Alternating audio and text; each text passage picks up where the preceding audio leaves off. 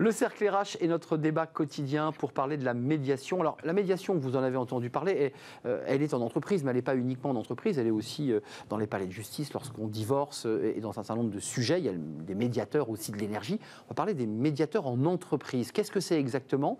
À quoi servent-ils ? Est-ce qu'ils sont des amortisseurs de tension ?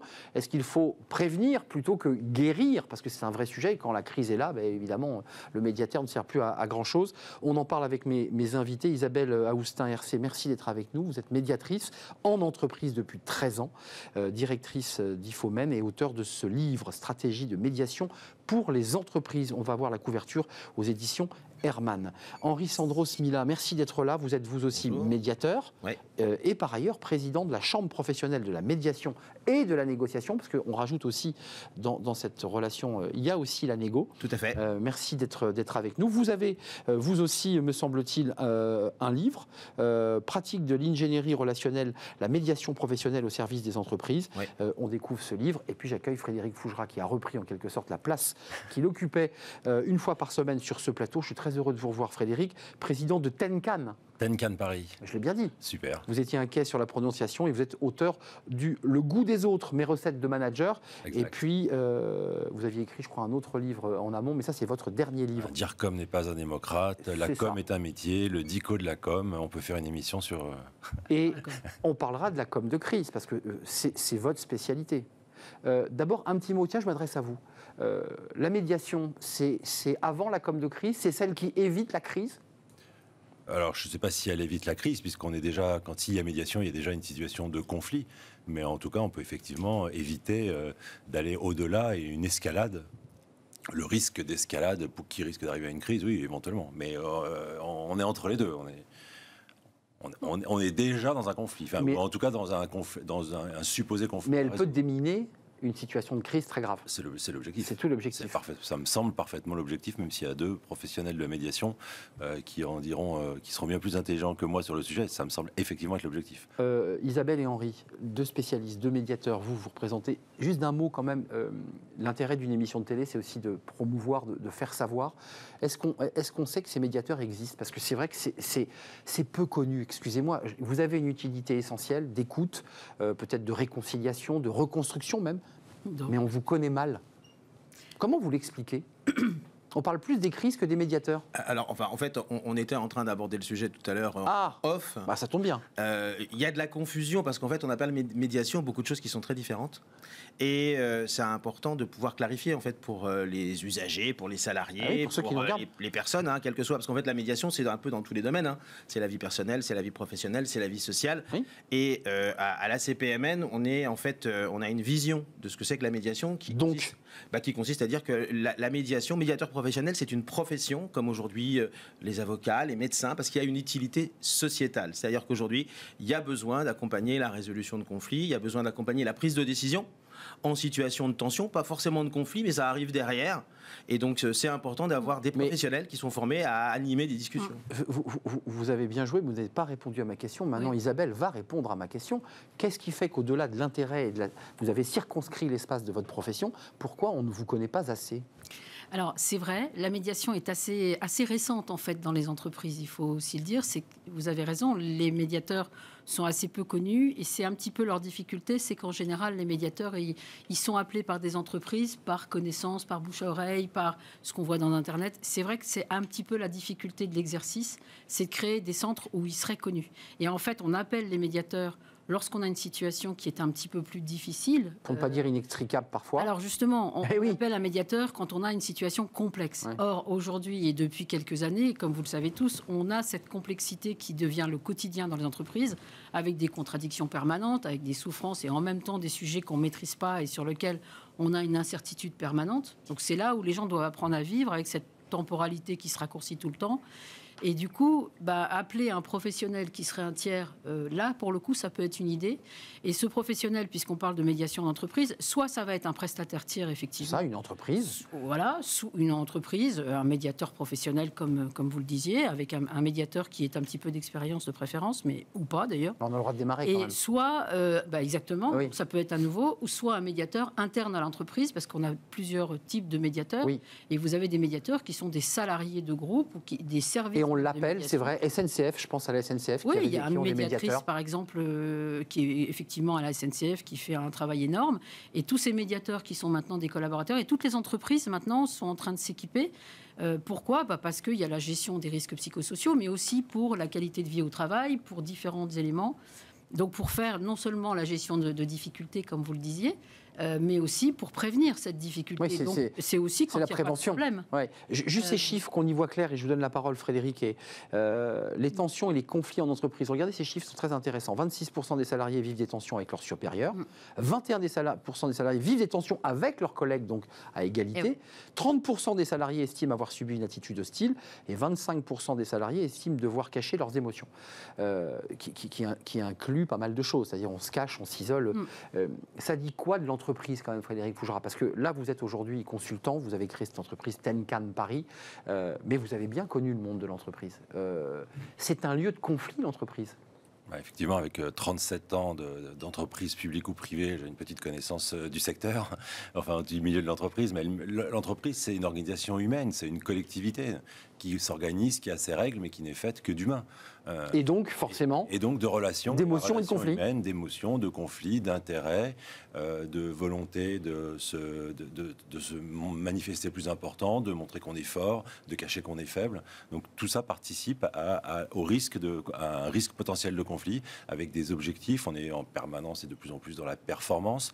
Donc qui dit performance dit aussi apparence. Donc il faut apparaître comme étant fort, comme étant performant. Tout ça génère des difficultés, des risques psychosociaux, on l'a évoqué, et aussi souvent beaucoup de conflits. Henri, vous présidez évidemment cette structure professionnelle, mais vous êtes aussi médiateur, et comme Isabelle, évidemment, quand même, dans l'intimité, il n'y a jamais eu de documentaire d'ailleurs qui révèle cette intimité de ce moment. On a eu des documentaires dans les palais de justice, on a eu des documentaires avec des policiers, mais ce moment très intime, où celui qui souffre va déposer sur les pieds du médiateur cette souffrance accumulée depuis des années. Ensuite, il sera question d'abord d'entendre, puis j'imagine d'essayer de faire venir l'autre, soit le collègue, soit le N+1, qui est la deuxième étape. Mais vous encaissez beaucoup quand même dans ce métier, hein. Alors, les médiateurs, évidemment, ils écoutent et ils reçoivent des propos qui sont... des charges lourdes. De difficultés, d'émotions fortes. Mais en fait, ce qui permet au médiateur d'intervenir, c'est qu'il a une méthode.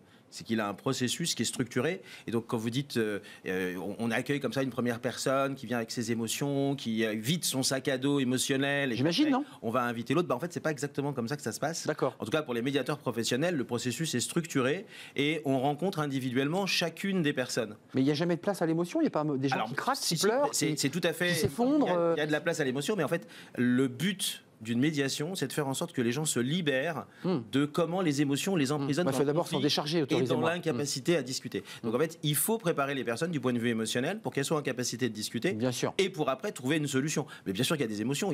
C'est la première chose qu'on fait quand on est médiateur professionnel, c'est qu'on travaille sur le fait de faire en sorte que les personnes retrouvent de la maîtrise, parce qu'en fait les émotions, quand elles sont joyeuses, elles vous submergent. c'est pas un souci. Non, mais dans ce cas-là, quand elles sont négatives et qu'elles font perdre la maîtrise de ses propos, de ses actions, là elles sont problématiques. Et là on frôle les violences, on frôle même des violences sur soi-même, parce qu'il y a quand même pas en fait. Isabelle, il y en a des violences effectivement. Il y a des violences, mais des violences sur soi-même, des gens qui vous disent, moi je suis en train de picoler, je suis tombé dans la drogue, je suis en dépression. C'est ça aussi les cas extrêmes. On a beaucoup de situations, y compris quand ça se voit pas.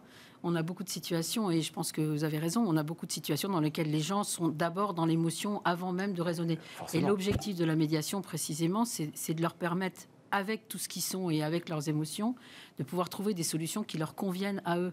Donc qu'ils auront construites, qui se seront appropriées, et également pour l'entreprise qui, évidemment, est aussi au cœur du sujet, puisqu'à chaque fois, on a toutes les parties. Isabelle, juste d'un mot, je donne la parole à Frédéric qui veut intervenir, mais juste d'un mot, il faut bien distinguer, il y a des médiations, je dirais, classiques, mais il y a des médiations judiciaires. Tout à fait. On en dira un mot, parce que c'est pas tout à fait la même chose. C'est pas classique, c'est conventionnel. Non, mais conventionnel. Voilà, exactement. Non, vous cessez de me reprendre, j'entends que vous soyez l'expert, et vous l'êtes, mais voilà, on voyait l'image. Frédéric. Je voulais revenir sur deux mots très importants qui viennent d'être dits, c'est le mot méthode et le mot solution. C'est que la médiation, c'est pas une solution, c'est un outil. Et donc cet outil, c'est la méthode. Et cette méthode, elle est faite pour arriver à une solution, mais la solution, c'est pas le médiateur qui l'apporte. Le médiateur, il favorise l'arrivée de la solution. Ces deux mots sont, à mon avis, très importants dans la médiation. Ouais, et vous avez raison, c'est important de le souligner, parce que les personnes vont trouver des solutions qui leur conviennent. Mais elles vont trouver elles-mêmes grâce au médiateur. Exactement. On n'est pas en attente de la solution venant du médiateur. Non, on a bien compris ça. On est en face tous les trois, et ça s'appelle la neutralité par rapport à la solution. Vous n'êtes pas là pour apporter la solution. Exactement. Je pèse mes mots, attention, parce qu'avec Henri, chaque mot est pesé au trébuchet. Quand même, cette médiation conventionnelle, comme vous l'appelez, il y a aussi la médiation judiciaire. Et là, on est dans des procédures un peu différentes, parce que vous êtes mandaté là par l'autorité judiciaire. Absolument. On est bien d'accord. Alors la médiation judiciaire, effectivement, est toujours possible, et ce sont les magistrats qui vont décider dans certains dossiers dans lesquels ils pensent que ce serait une solution. Quoi, du cas de harcèlement moral? Tout type de difficulté, tout type de contentieux. Dès lors que le contentieux est démarré, le magistrat va effectivement juger une situation. C'est pour éviter le procès? C'est pour en amont? En fait, en amont du jugement, c'est surtout ça, parce qu'après, le juge va pouvoir intervenir à tout type, c'est-à-dire à la mise en état, avant, enfin, en tout cas, il va proposer. Mais donnez-nous un cas concret, c'est quand il y a un conflit dans l'entreprise sur quoi, par exemple? Par exemple, une contestation d'un licenciement par une personne qui va venir d'abord au prud'homme, puis à la cour d'appel aux chambres sociales. Et dans ce cas-là, aux chambres sociales de la cour d'appel de Paris, par exemple, il y a des médiateurs dont je fais partie qui sont présents aux audiences. C'est ça. Et le magistrat va décider dans certains dossiers, c'est lui qui décide, il propose la médiation qui n'est pas obligatoire, et les parties et leurs avocats qui sont importants dans l'histoire vont choisir s'ils veulent venir en médiation ou pas. S'ils l'acceptent, à ce moment-là, le magistrat va désigner le médiateur, va fixer une provision pour le montant de la rémunération, et va fixer aussi la date. Donc votre travail... Et 3 mois renouvelables. Votre travail, la note que vous allez envoyer au magistrat, elle est essentielle pour lui. Alors la note, c'est en fait un rapport de fin de mission qui va dire la médiation a abouti ou n'a pas abouti. On n'est pas autorisé à en dire plus. C'est ça. Puisqu'il y a une confidentialité des échanges, que ce soit en conventionnel ou en judiciaire. La médiation, les échanges sont toujours confidentiels en médiation, sauf si les parties souhaitent dire quelque chose. Mais Frédéric, la confidentialité est de mise. Je vous ai coupé la parole. Vous vouliez prendre la parole et je vais donner la parole à Henri. Concrètement, sur cette question, on voit bien qu'il y a deux types de médiation. Vous qui avez un regard aussi très panoramique sur l'entreprise, vous disiez oui tout à l'heure, les médiateurs sont assez peu connus ou mal connus. Est-ce qu'on doit imaginer des processus côté DRH plus automatisés, plus systématisés, où le DRH se dit j'ai pas à gérer moi-même ces situations, je sais que j'ai le médiateur. Souvent les DRH sont confrontés à des négociations et des médiations et ils n'ont pas les outils. Souvent, je parle de sincérité de la démarche. C'est comme la prévention des risques psychosociaux. Est-ce qu'il y a une sincérité de la démarche ou est-ce qu'on le fait uniquement parce qu'on a des obligations légales de le faire et du coup, on essaye de coller à la réglementation. Quand il y a une sincérité de la démarche forte, alors oui, normalement, l'entreprise elle va faire tout ce qu'il faut pour promouvoir le fait qu'il y ait la proposition ou une solution de médiation en cas de conflit pour que les gens, bien avant qu'il se passe quoi que ce soit, c'est ce qu'évoquait Isabelle, soient informés des possibilités qui vont être les leurs, de leur recours, s'il n'y a plus d'entente avec leur manager, s'il n'y a plus d'entente avec un collaborateur.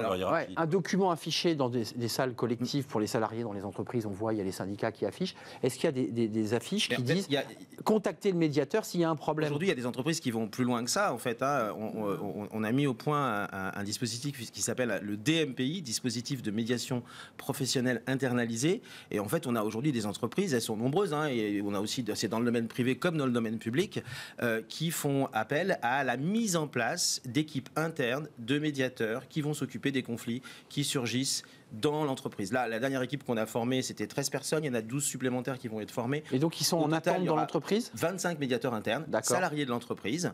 Le dispositif de formation prévoit évidemment que tout soit fait pour que l'indépendance des médiateurs puisse être garantie. Et là, il y a tout un dispositif de saisine du médiateur qui fait que tout salarié dans l'entreprise peut saisir le médiateur. C'est un peu comme le pompier volontaire, on l'appelle quand besoin. C'est surtout on le détache de son poste. Et c'est comme les médiateurs qui interviennent dans d'autres secteurs et dans d'autres domaines. Là, l'entreprise, en fait, elle se rend compte, quand vous parliez de la sincérité, il y a beaucoup d'entreprises qui, indépendamment du fait qu'elles sont obligées de faire attention à la sécurité des personnes sur le plan physique et mental. C'est une obligation légale. C'est une obligation légale. Ça les motive quand même pas mal, c'est vrai, c'est évident. Oui, s'ils travaillent en amont. Pas moins que moi, tous les DRH que je rencontre, ils me disent ce que je voudrais et ce que voudraient un certain nombre de mes managers, c'est être débarrassé du caillou plus ou moins gros dans la chaussure que constitue une relation qui se dégrade, un conflit qui s'envenime, voire carrément en mode sachet de thé le conflit qui se diffuse dans le service, dans le département, entre les services. Et là, c'est un problème. Donc en fait, ils sont quand même très très motivés. Hein. Isabelle, avant de nous quitter, chacun dans ses domaines respectifs professionnels se dit j'ai abouti à quelque chose, je suis content de faire ce métier. À quel moment vous dites j'ai réussi mon opération de médiation? À quel moment vous dites là j'ai réussi?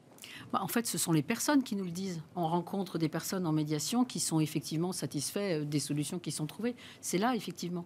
Mais ceci dit, en interne, c'est vrai aussi que la formation, et à l'IFOMEN, on forme énormément, évidemment, de médiateurs internes ou externes.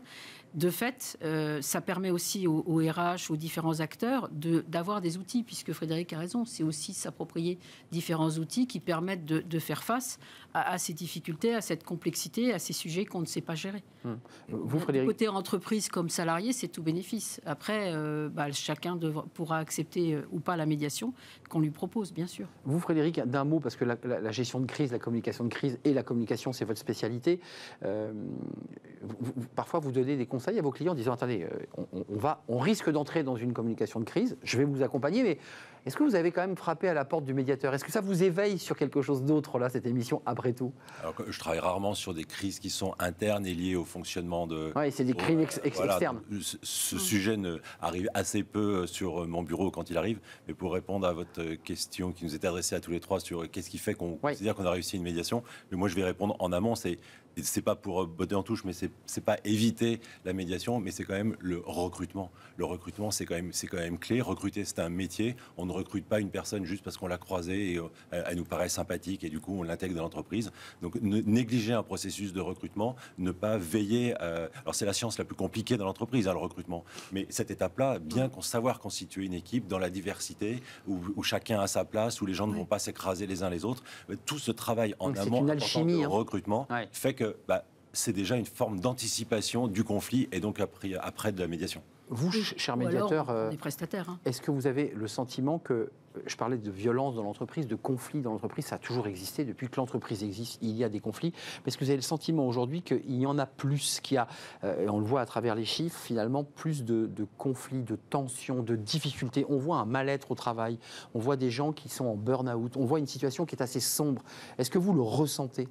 En fait, moi, ce que je dirais, c'est dans des chiffres. En fait, c'est qu'il y a surtout, il y a deux choses. C'est qu'il y a à la fois des évolutions qui sont plus rapides, plus nombreuses et plus impactantes pour tout le monde, voire des crises, là, pour le coup, comme la crise sanitaire qu'on a connue. Bien sûr. Et qui impacte, là, directement. Qui impacte encore sur le plan des méthodes de travail. Mais ça, c'est exogène. Et des ça rentre dans l'entreprise. Mais ça rentre dans l'entreprise. En fait, ce qu'il faut, là, on parlait du recrutement, mais ce qu'il faut avoir à l'esprit, c'est qu'une fois qu'une personne est recrutée, elle vit dans l'entreprise et l'entreprise, elle change. Et la personne, elle change et les méthodes de travail changent et les choses qui sont vendues ou produites changent. Et là, ça frotte parfois. Et en fait, il y a plein de choses qui sont en permanence l'occasion pour les personnes de se repositionner. Tout ça, ça crée de la friction, ça crée des difficultés. Et donc, en fait, c'est pas qu'aujourd'hui, il y en a plus. Je pense qu'il y a plus de raisons de créer des difficultés relationnelles pour les personnes.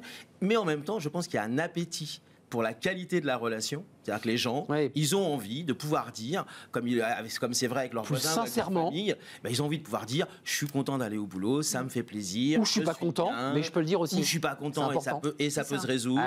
Et ça, je pense que ça rentre dans le calcul. Isabelle, je vous pose une question plus précise parce qu'à travers, c'est pas vos patients, parce que vous n'êtes pas des médecins, mais on vous appelle comment d'ailleurs? C'est pas des clients. Les médias ou les participants. Ouais, parce que c'est compliqué de trouver le bon mot. Les parties. Moi, je les appelle les parties.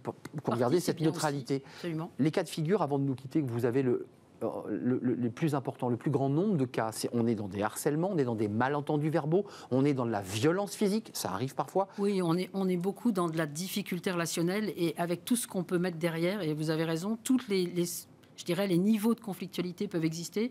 Ça va du malaise, de la frustration au conflit ouvert. Et je pense qu'il y a tous les degrés. C'est pour ça que vous trouverez difficilement des chiffres très probants sur la conflictualité dans l'entreprise, parce qu'en fait, on ne sait pas la réalité de la relation entre les personnes. Et c'est ça la difficulté pour l'entreprise, d'ailleurs, c'est de gérer toutes ces difficultés. Un quart cache leurs émotions. Voilà, et ça va très vite sur, effectivement, des risques psychosociaux qui, bien sûr, qui vont exister ou pas, mais qu'on va avoir du mal à qualifier et définir. Et c'est bien là toute la difficulté des managers qui ont beaucoup souffert aussi de tout ça, les managers et les RH, et les syndicats qui sont impactés aussi et qui se disent mais comment je gère ces situations dont je ne comprends finalement pas l'enjeu ou la situation. Finalement, dépasser aussi. D'où l'intérêt d'écouter les gens et l'importance de travailler avec eux. Vous faites un très beau métier, en tout cas, Isabelle et Henri. Ce qui est intéressant, c'est que des outils commencent à apparaître à travers votre chambre professionnelle pour donner les outils aux salariés de pouvoir accéder plus rapidement aux médiateurs. C'est bien cela?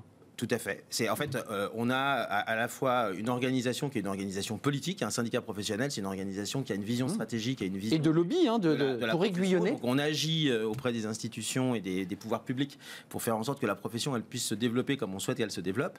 Et puis la particularité de la CPMN, c'est que tous nos adhérents sont titulaires du certificat d'aptitude à la profession de médiateur, qui est délivré exclusivement par l'EPMN, l'école professionnelle de la médiation. Donc c'est un vrai métier. Et de la négociation. Et effectivement, c'est une vraie profession que d'être médiateur professionnel. Merci à vous trois. Merci. Effectivement, la médiation est vraiment un outil aujourd'hui et un métier indispensable. Et pour le coup, pour boucler avec. Non, là vous avez bien bouclé, Henri, quand même. Parce que vous disiez qu'on n'était pas assez connus. Moi, je vous remercie de nous avoir invités. C'est un vrai plaisir. De médiation et vous pouvez le refaire. Ce sera encore une occasion de parler de médiation. Vous êtes les bienvenus. Et d'ailleurs, on parle régulièrement de médiation. On avait fait venir des entreprises qui évoquaient ce sujet. Isabelle peut en disconvenir et en convenir d'ailleurs. Merci Henri Sandro-Smila, président de la Chambre professionnelle de la médiation et de la négociation, par ailleurs médiateur professionnel, avec ce livre pratique de l'ingénierie relationnelle. Je remercie Isabelle Aoustin, RC, IFOMEN, médiatrice en entreprise depuis 13 ans. Directeur d'IFOMEN, effectivement, qui est le premier organisme de formation en France sur la médiation. Absolument, et stratégie de médiation pour les entreprises. Vous écrivez, évidemment, sur votre métier, édition Hermann, édition ESF Éditeur, et puis enfin Le Goût des autres, qui est un très joli titre par ailleurs, écrit par Frédéric Fougera. Mes recettes de manager, Tenkan, Paris. Je voyais que vous m'observiez du coin de l'œil. Tenkan Paris. Merci à vous trois. On termine avec Fenêtre sur l'emploi, avec un salon pour parler des transitions. Et on va parler de formation professionnelle. Ça, c'est un sujet important. C'est tout de suite après et c'est dans Fenêtre sur l'emploi.